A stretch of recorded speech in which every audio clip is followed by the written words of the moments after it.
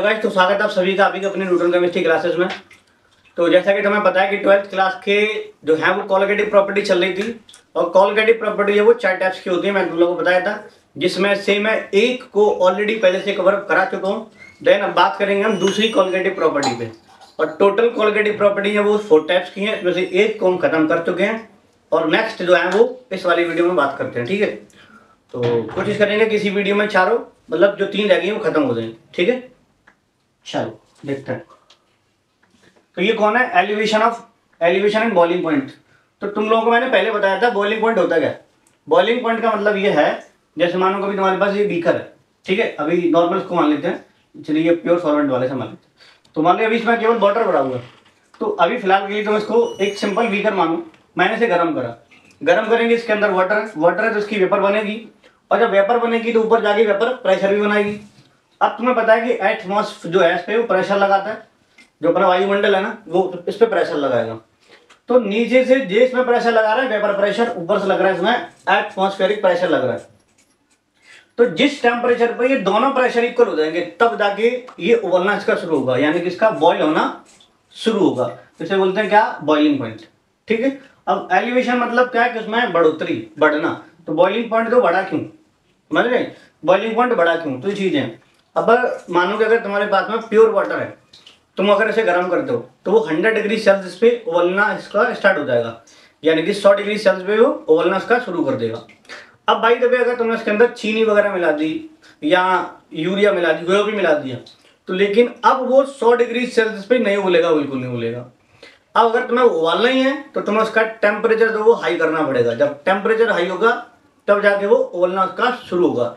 तो जो टेम्परेचर तुमने हाई करा है उसे बोलते हैं हम एलिवेशन। किसमें हो रहा है? बॉइलिंग पॉइंट में। इसलिए बनता है यहाँ पे कौन? Elevation and boiling point. ठीक है, अच्छा अब ऐसा हुआ क्यों? इसका हुआ इसलिए कि जो तुमने वाटर लिया था वो था वॉलेटाइल। कौन था वो? वॉलेटाइल। उसके अंदर जब तुमने शुगर इसमें ऐड कर दी थी तो जो शुगर के पार्टिकल्स थे वो जो वाटर की लेयर को घेर लेते हैं, कवर अप कर लेते हैं। जब कवर अप कर लेंगे तो जो वाटर की वेपर बन रही है ना वो हो जाएगी कम। अगर उसकी वेपर कम बनेगी तो जाहिर सी बात उसका वेपर प्रेशर भी कम लगेगा, और जब वेपर प्रेशर कम होगा तो उबलेगा ही नहीं वो। और उबलता कब है कि जब दोनों के वेपर प्रेशर इक्वल हो जाएंगे तब उबलेगा वो। ठीक है, तो अब तुम्हें क्या करना पड़ेगा कि उसका टेम्परेचर बढ़ाओ, फिर वेपर बढ़ेगी तो वेपर प्रेशर बढ़ेगी। जब वेपर प्रेशर बढ़ेगी तो एटमॉस्फेरिक के बराबर हो जाएगी, इक्वल हो जाएगी, तब उसका जाके उबलना शुरू होगा। याद रखना, इसे बोलते हैं हम एलिवेशन एंड बॉइलिंग पॉइंट। अब देख लेते हैं एक बार ये क्या कह रहा है। ठीक है, तो when a non volatile solute in added into volatile liquid to form solution vapour pressure decreases. अभी बताया मैंने तुम लोगों को, प्योर के अंदर जो वोलेटाइल है उसके अंदर तुमने ऐड कर दिया नॉन वोलेटाइल, तो जब ऐड कर देंगे तो उसकी लेयर पे जा जाएंगे तो वो जो है उसकी प्रेशर को कम करेगा। ठीक है, तो यहाँ पे प्योर सॉल्वेंट है, इस पे एटमॉस्फेयर जो प्रेशर लगा रहा है। अब देखो यहाँ तुमने बना दिया सॉल्यूशन विद सॉल्यूट, सॉल्यूट मिलाने के बाद सॉल्यूशन बनेगा। तो लोअर वेपर प्रेशर जो है, ठीक है, यहाँ पे देखो जो पार्टिकल्स हैं वो बहुत ना के बराबर हैं, तो इधर बहुत ज्यादा है। तो यहाँ पे कम कैसे हो गए? क्योंकि जो तुम्हें रेड इसमें दिखाई दे रहे होंगे, इन्होंने वो वेपर को रोक दिया है। ठीक है, इसीलिए यहाँ पे क्या हो गया? लो वेपर प्रेशर हो चुका है। अब इधर देखो, तो solution needed to be heated to higher temperature to boil it so that vapour pressure becomes equal to external pressure. तो एक्सटर्नल प्रेशर किसका है? एटमॉस्फेयर का। तो एटमॉस्फेयर के प्रेशर को इक्वल करने के लिए हमें इसकी हीट को बढ़ाना पड़ेगा। ठीक है, तो ये ग्राफ है, इसको ध्यान देना, इस पे ध्यान देने की जरूरत नहीं तुम्हें, इस पे ध्यान दो बस, केवल ये है तुम्हारे पास। तो वेपर प्रेशर जो है सॉल्यूशन का वो ज्यादा होता है प्योर सॉल्वेंट की रेस्पेक्ट में। ठीक है, तो यानी कि प्योर सॉल्वेंट का जो वेपर प्रेशर वो ज्यादा होगा, किससे ज्यादा होगा? सॉल्यूशन की वेपर प्रेशर से। ठीक है, क्योंकि उसके अंदर अभी तक कोई भी सॉल्यूट के पार्टिकल्स नहीं है, उसके जो वोलेटाइल पार्टिकल्स है वो पूरे उड़ रहे हैं। लेकिन सॉल्यूशन में ऐसा होता है कि मिला दी जाते हैं, देन उसके बाद वो जो वोलेटाइल की जो पार्टिकल्स है वो उड़ना उसका कम हो जाता है। तो इसीलिए इसका वेपर प्रेशर ज्यादा होता है, इसका कम होता है। ठीक है, यहाँ डेल्टा टीबी जो है वो किसके इक्वल होता है? वो TB minus T naught B. अब ये टीबी और टी नॉट बी क्या है? तो देखो टीबी कौन है यहाँ? Boiling point of solution kelvin में, याद रखना। और टी नॉट बी मतलब कौन है, boiling point of pure solvent. मैंने तुमसे इससे पहली वाली वीडियो में बताया था कि जहाँ पे नॉट लगता है समझ लेना वो प्योर की बात चल रही है। अब वो चाहे टेम्परेचर हो चाहे प्रेशर हो, वो कुछ भी हो, अगर नॉट लग रही है ऊपर तो समझ लो तो वो प्योर की बात कर रहे हैं। ठीक है, अब ये ग्राफ है, एक बार समझना। यहाँ पे एटमॉस्फेरिक जो प्रेशर है वो 1 atm का है।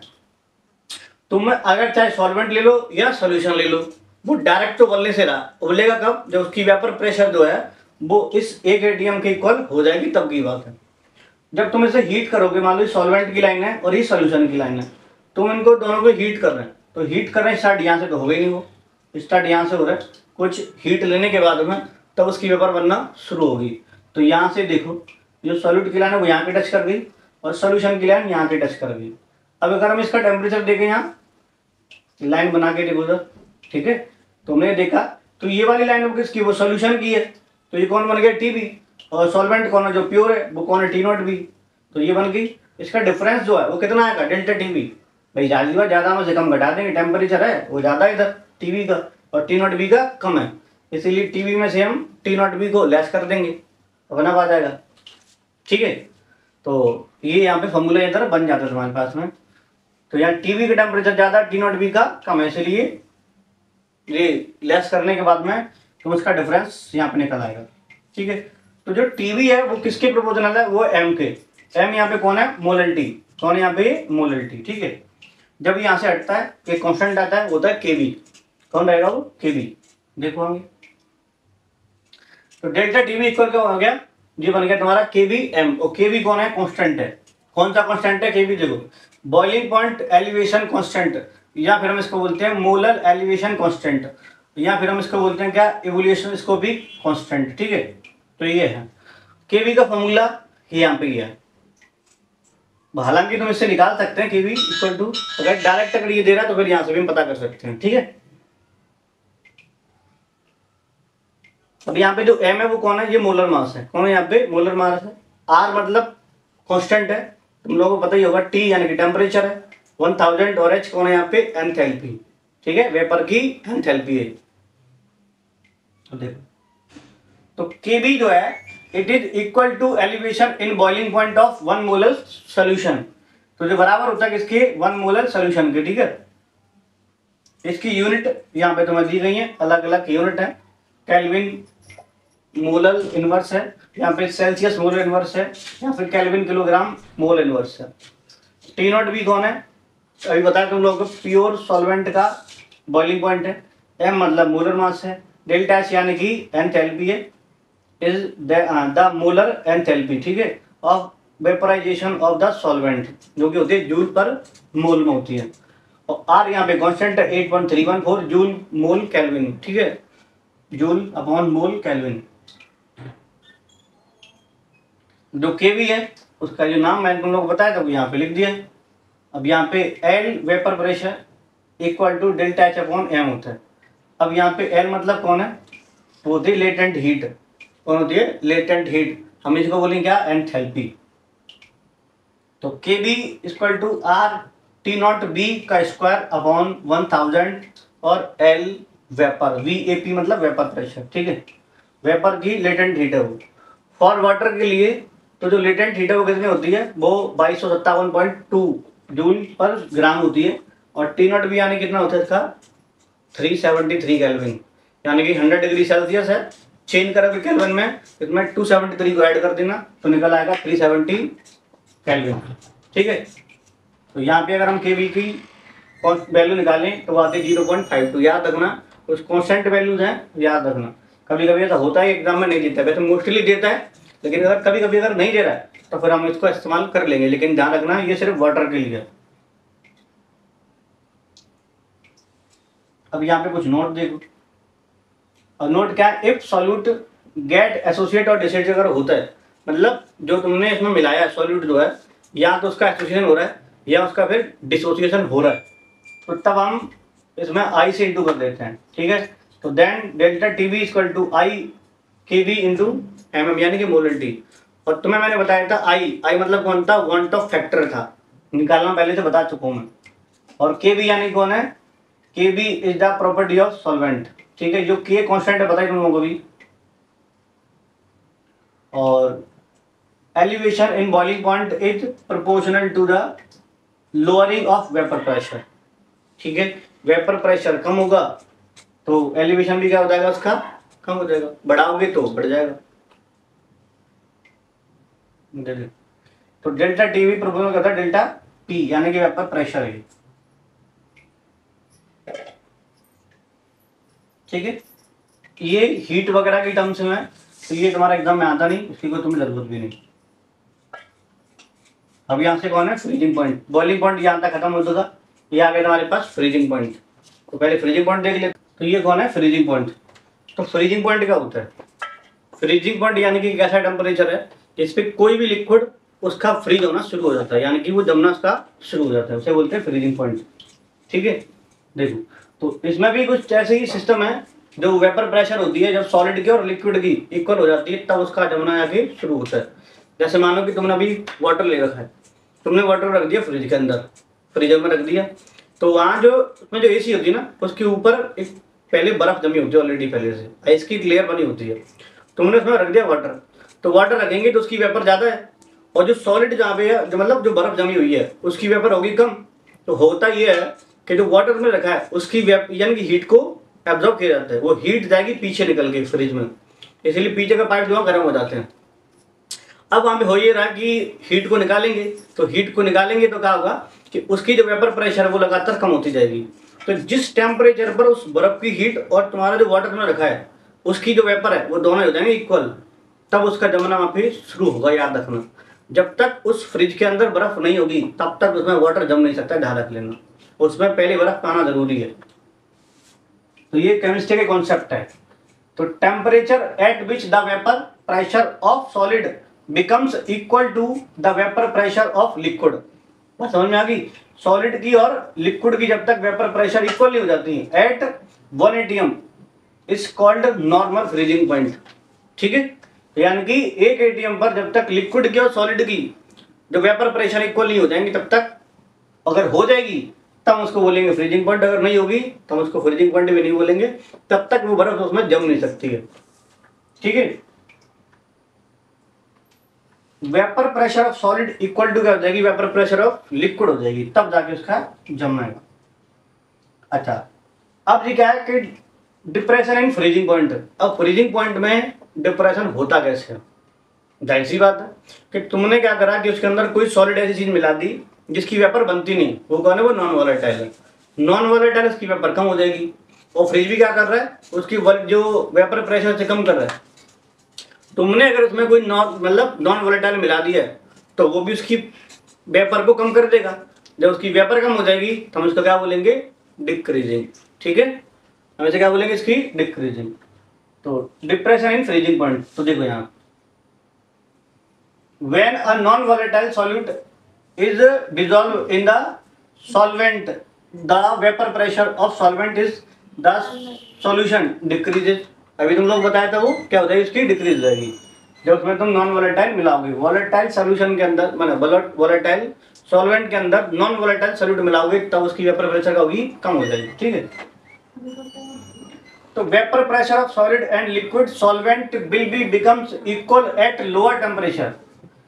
तो फ्रीजिंग पॉइंट में क्या होगा, उसके अंदर वो लोअरिंग जो है मतलब उसके कमी आ जाएगी उसके अंदर। ठीक है, तो freezing point of solution is lower than that of pure solvent. तो प्योर सॉल्वेंट की कंपैरिजन में उसका जो वेपर प्रेशर हो जाएगी वो कम हो जाएगी। ठीक है, तो कम हो जाएगी तो उसका फ्रीजिंग पॉइंट भी फिर कम हो जाएगा।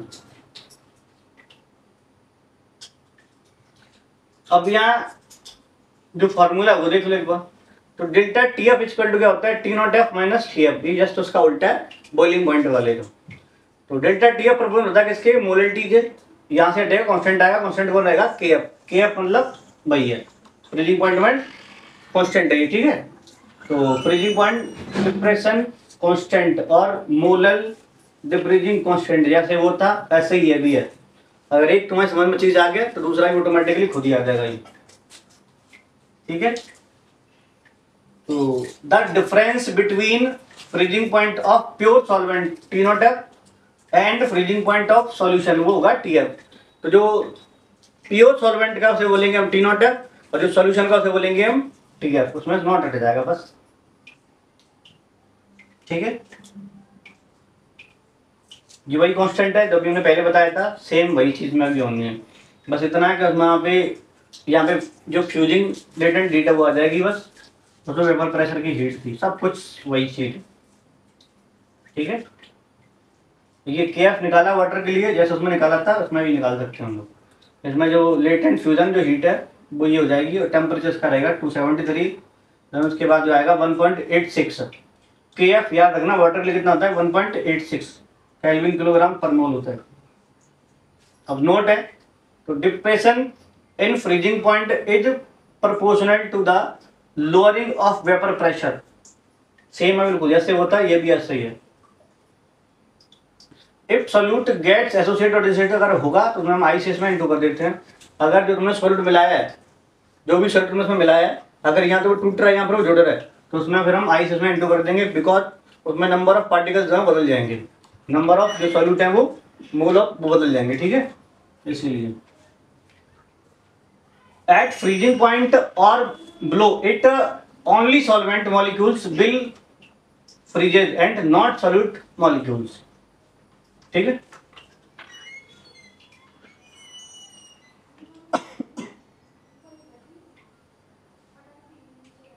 अब यहां देखो ऑस्मोसिस, ये है ऑस्मोसिस। ऑस्मोसिस मींस मतलब एक प्रेशर है, ऑस्मोसिस मतलब एक प्रोसेस होती है। प्रोसेस मतलब कौन सी, देखो अभी तुमने एक सोल्यूशन लिया हुआ है, 2 सोल्यूशन तुमने उसमें ले लिए। ठीक है, जब 2 सोल्यूशन लिए हैं मतलब ऐसा समझ लो कि तुमने एक बर्तन लिया पूरा, उसके अंदर एक बीच में एक बॉल बना दी, एक लेयर लगा दी है जो कि है SPM मतलब सेमी परमिएबल मेम्ब्रेन, तुमने उसके अंदर लगा दी है। अब जाहिर है 2 कॉलम बन जाएंगे, 2 कॉलम बन गए तो एक में तुमने एक सोल्यूशन भर दिया, दूसरे में उसमें दूसरा भर दिया। अब उनकी कंसंट्रेशन में डिफरेंस होगा अगर अलग सोल्यूशन है तो, और जब डिफरेंस अगर है तो उसमें क्या होता है, वाटर के जो मॉलिक्यूल्स हैं वो जिसकी कंसंट्रेशन ज़्यादा है उसकी तरफ मूव करना शुरू कर देते हैं। तो इस प्रोसेस को बोलते हैं क्या, ऑस्मोसिस। ठीक है, देखो अभी क्या है, द स्पॉन्टेनियस यानी कि अपना होता है the spontaneous flow of solvent particles from solvent side to solution side. ठीक है, अब यहाँ सॉल्वेंट मतलब जो वाटर है वो तो किसकी ओर जा रही है, सॉल्यूशन की ओर, और from solution of low concentration side to solution of higher concentration sides. भाई मैंने बताया तुम लोगों को, लेकिन किसके द्वारा जाएगा ये, सेमी परमिएबल मेम्ब्रेन यानी कि SPM। तो हाई कंसंट्रेशन से कहाँ जाएंगे ये, लो कंसंट्रेशन की ओर, कौन, वाटर के जो मॉलिक्यूल्स हैं। ठीक है, यानी कि जो वाटर है, अब जाहिर सी बात वाटर अकेला है तो उसकी कंसंट्रेशन कम होगी और जो सोल्यूशन है उसकी ज़्यादा होगी, तो इसीलिए क्या होता है कि वहाँ जो वाटर के मॉलिक्यूल हैं वो हाई कंसंट्रेशन सोल्यूशन की ओर मूव करना शुरू कर देते हैं। ठीक है, तो यहाँ पे तुम्हें वही बताया गया। ठीक है, अब ये है, ये पूरा एक कंटेनर है, इसके अंदर एक बॉल लगा दी है जो है क्या, SPM की मेम्ब्रेन है, यहाँ पे सोल्यूशन और यहाँ सॉल्वेंट है, इसकी कंसंट्रेशन कम है, इसकी कंसंट्रेशन ज़्यादा है, तो यहाँ से इधर की ओर मूव करने पार्टिकल शुरू कर देंगे। ठीक है, जिसकी कंसंट्रेशन कम होगी उधर से जाएंगे हाई कंसंट्रेशन की ओर, याद रखना। अब सेमी परमिएबल मेम्ब्रेन होती है SPM, ये क्या चीज है, तो देखो, a membrane that allow only solvent particles to move across it, ये केवल जो वाटर के मॉलिक्यूल्स हैं उनको अलाउ करती है, यानी कि जो सॉल्वेंट है उसको अलाउ करेगी। SPM जो होती है वो होती है 2 टाइप्स की, एक नेचुरल एक होती है आर्टिफिशियल। तो नेचुरल यानी कि कौन होती है, जो एनिमल्स हैं, जो प्लांट सेल्स हैं उनकी मेम्ब्रेन होती है। देखो animals plant cell membrane form just below the outer skin, तो जो स्क्रीन है, जो सेल है या जो एनिमल्स हैं उनकी स्क्रीन के ऊपर वाली लेयर है ना, ये होती है SPM।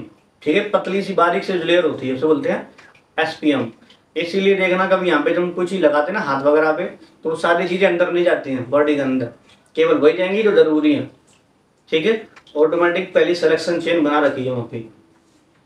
अब ये कौन है, आर्टिफिशियल है, तो ये आर्टिफिशियल जो बनाया जाता है इंसान के द्वारा, ये SPM है। ठीक है, याद रखना इनको। रही बच्चे, इनके जो नाम है मैं तुम लोग कभी नहीं बताऊंगा, इसके नाम मैं तो बताऊंगा बाद में, जो चैप्टर में आएगा तब बताऊंगा डिटेल में, वहाँ पे IPS नाम आएंगे वहाँ पे तब तुम बताएगा। फिलहाल बस याद रखो कि बस ये है। ठीक है, इसे बोलते हैं सिलिकेट हम लोग। अब एग्जाम्पल देखो कुछ ऑस्मोटिक प्रेशर मतलब ऑस्मोस के। तो अब ये देखो जो मैंगो है, अगर इसे तुम रख दोगे सॉल्ट वगैरह में तो उसमें से वाटर को वो एब्जॉर्ब कर लेगा, ये तुम्हारा जो मैंगो सूख जाएगा। तो a raw mangoes place in a concentrated salt, ठीक है, रख दिया तुमने, तो solution loss water and survivable into pickles. तो यानी कि जो आम है तुम्हारा, अगर तुमने वो नमक के अंदर रख दिया, तुम्हें से जो वाटर है वो एब्जॉर्ब कर लिया जाएगा, तो वो सूख जाएगा जो मैंगो तुम्हारा। तो ये हुआ किसकी वजह से, हुआ एक ऑस्मोसिस प्रोसेस की वजह से, क्योंकि जो मैंगो है उसके ऊपर एक लेयर बनी थी एसपीएम की, इसमें वाटर था, वाटर को उसमें से एब्जॉर्ब कर लिया गया। अब ऐसे ही ये देखो एक एग्जांपल, यहाँ पे तुम्हें एक आंख में स्वेलिंग दिखाई दे रही होगी, है ना। अभी स्वेलिंग आई कैसे कि जो लोग नमक ज्यादा खाते हैं ना उनके अंदर ये प्रॉब्लम देखी जाती है। तो peoples taking a lot of salt, जो सॉल्ट को ज्यादा ले रहे हैं, तो experience water retention in tissue cell, this result in puffiness और स्वेलिंग कॉल्ड एडेमा। तो यानी कि जो स्वेलिंग यहाँ दिख रही है ये उन लोगों में आ रही है जो नमक ज्यादा खाते हैं, ठीक है, क्योंकि वहां पे वाटर को वो खींच लेते हैं। चलो आगे देखते हैं। अब ये कौन है, ऑस्मोटिक प्रेशर है। तो जो ऑस्मोसिस जो प्रोसेस है उसको रोकने के लिए जो प्रोसेस समय चाहिए होता है उसे बोलते हैं हम ऑस्मोसिस प्रेशर, ठीक है। देखो यहाँ पे हम एक्सटर्नल प्रेशर इस पर लगा रहे हैं सॉल्यूशन की ओर। अब जब लगा रहे हैं तो इधर से सॉल्वेंट के जो पार्टिकल सारे थे वो उसमें रुक जाएंगे। अब तो प्रेशर जो हमने लगाया, जिस प्रेशर से ये आना इधर रुक जाए, ऑस्मोसिस प्रोसेस जो बंद हो जाएगी, हम इस प्रेशर को बोलते हैं क्या, ऑस्मोटिक प्रेशर। क्लियर। और इस ऑस्मोटिक प्रेशर को हम लिखते हैं पाई से, जिसमें पी एक्सटर्नल जो है वो पाई के इक्वल है, ठीक है। तो the external pressure that must be applied on the solution side to just stop the process of osmosis. समझ में आ गई।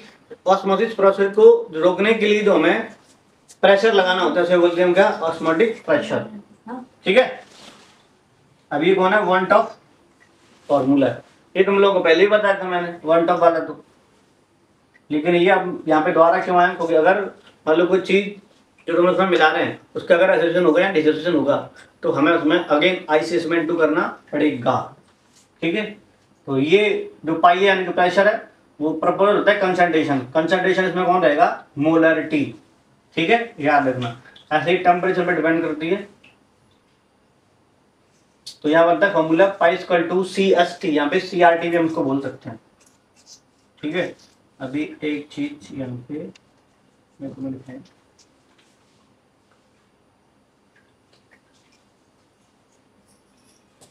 देखो तो तुम लोगों ने फॉर्मूला पढ़ा होगा एक PV इक्वल टू NRT, ठीक है। हमें यहाँ पता करना क्या, देते हैं फिलहाल पाई, मैं पाई क्यों लिख रहा हूँ, क्योंकि हमें पता करना है क्या, ऑस्मोटिक प्रेशर। तब ये पता करूंगा मैं तो यहाँ से V जो है इसके सरफेस में बन जाएगा, फॉर्मूला बन जाएगा NRT/V, ठीक है, NRT/V, NRT/V। अब जो मोल अपॉन वॉल्यूम जो होता है ये क्या होता है, मोलरिटी, तुम लोगों को बताया था मैंने। तो फिर ये क्या बन जाएगा, पाई इक्वल टू CRT। अब C मतलब कौन है यहाँ पे, कंसंट्रेशन। अब ये कंसंट्रेशन क्या में, ये मोलरिटी में, तो हम इसको पाई equal to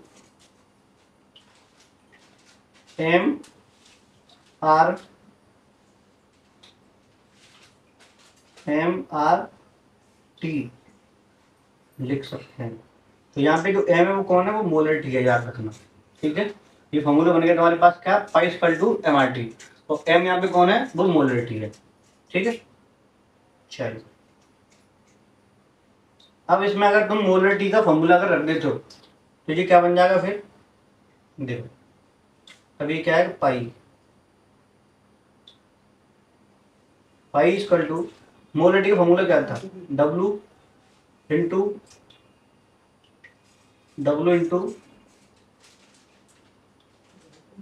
1000 upon mm into V किसमें था, ये ml में, ठीक है। और ऊपर क्या था R और इंटू T, फॉर्मूला बन गया pi equal to W into 1000 upon M M into V और इंटू आर इंटू टी। तो यहाँ पे आर कौन है, आर कॉन्स्टेंट है जिसकी वैल्यू मैं तुम लोगों को भी बता चुका हूँ। ठीक है, ऊपर भी था, भी देखा तुम लोगों ने। चलो अब हम अगेन दोबारा चलते हैं वहीं पे।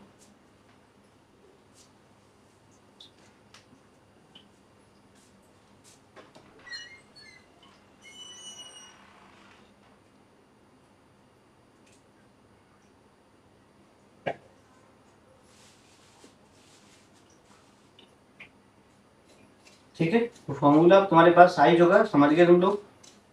चलो ये है, यहाँ पे आ गए। तो यहाँ पे पाई कौन है, ऑस्मोटिक प्रेशर है, सी मतलब कंसंट्रेशन यानी कि मोलरिटी है, मोल पर लीटर उसका यूनिट होती है, और एस या आर लिख लो, एक ही चीज है, कोई दिक्कत नहीं है। आइडियल सॉल्यूशन कांस्टेंट है, टी यानी कि टेम्परेचर ऑफ किसमें, केल्विन में। ठीक है, ये वन टॉप फॉर्मूला है। तो आर लिखोगे, यहाँ से लिखोगे, वैल्यू से कांस्टेंट है 8.314 होता है, mole inverse kelvin inverse, joule mole inverse kelvin inverse होता है।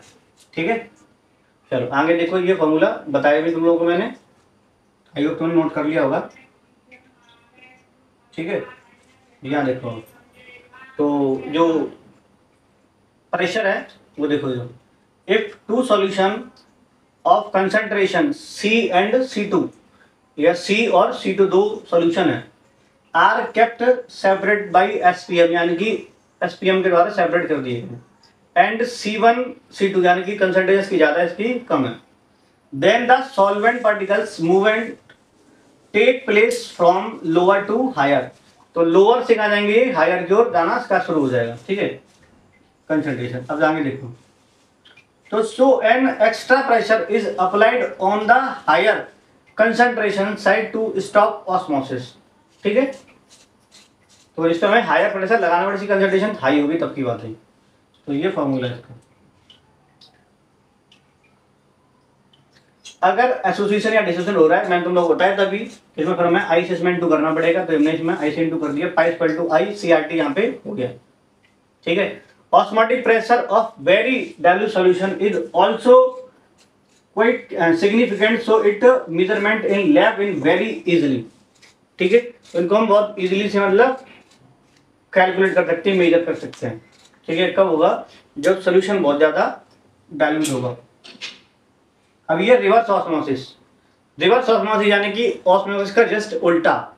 ठीक है, वहां पे क्या है कि जो पार्टिकल्स हैं वो यानी कि लोअर कंसंट्रेशन से हाई कंसंट्रेशन की ओर जाते हैं, इसमें उल्टा हो जाएगा, हाई से लोअर की ओर इसमें जाना शुरू कर देंगे।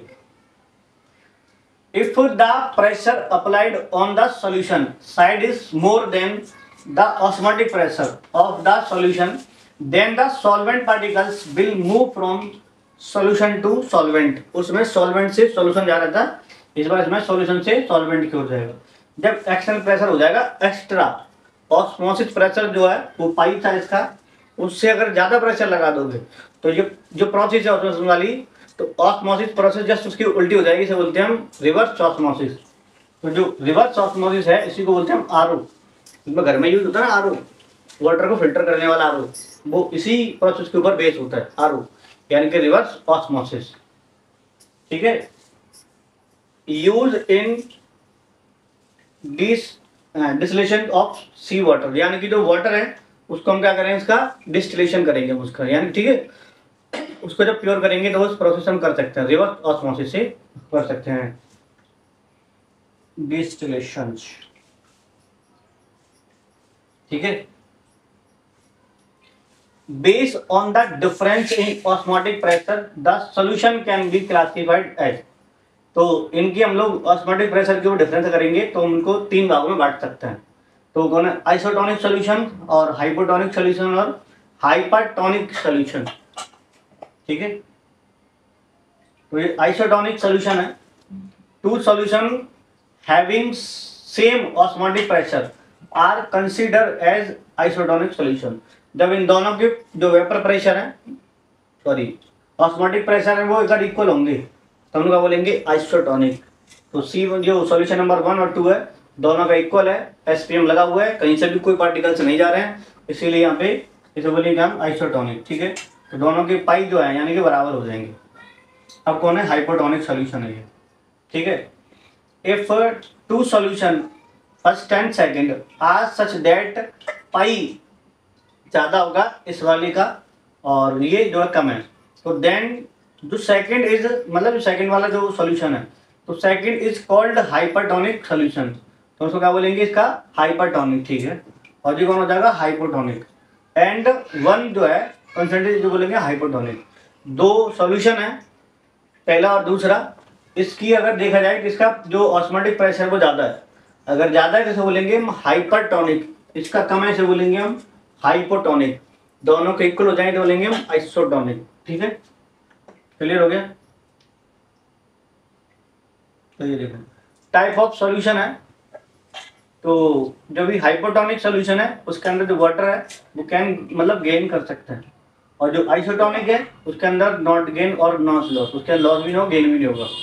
और जो हाइपरटोनिक है उनके अंदर नेट वाटर लॉस, इसके अंदर क्या हो जाएगा, लॉस हो जाएगा, और ये हो जाएगा सिंक, यानी कि वो पकड़ गया अंडा, ठीक है, ये गेन कर लेगा। अगर हाइपोटोनिक है हाइपोटोनिक है तो ये गेन कर लेगा वाटर को, आइसोटोनिक में कुछ नहीं होगा, और जो मतलब हाइपरटोनिक है वो वाटर को रिलीज कर देगा, तो ये अंडा जो है वो सिंक हो जाएगा, सुकड़ जाएगा, ठीक है। अब ये कौन है, प्लाज्मोलिसिस, ठीक है, ये कौन है, प्लाज्मोलिसिस। तो आज के लिए इतना काफी है, चलो देखें, चलो हाँ आज के लिए इतना काफी है, फिर कल ये फिनिश हो जाएगा चैप्टर, ठीक है। तो आज के लिए इतना काफी है, तो वीडियो पसंद आए जरूर करें, चैनल को सब्सक्राइब कर दें, वीडियो को शेयर ज़्यादा करें जिससे ये और लोगों तक भी पहुंच पाए। तो ये चैप्टर जो है फिनिश होने के आधार पे कल इसका फिनिश कर देंगे इसको, ठीक है। तो आई होप चैप्टर समझ में आ गया होगा। कोई दिक्कत हो, कोई समस्या हो तो कमेंट करके जरूर बता देना, कहीं भी कोई प्रॉब्लम कैसे भी तो बता जरूर देना, ठीक है। तो फिलहाल के लिए इतना काफ़ी है, चलो फिर मिलता हूँ नई वीडियो साथ में, फिलहाल के लिए बता चाहूँगा, बाय बाय।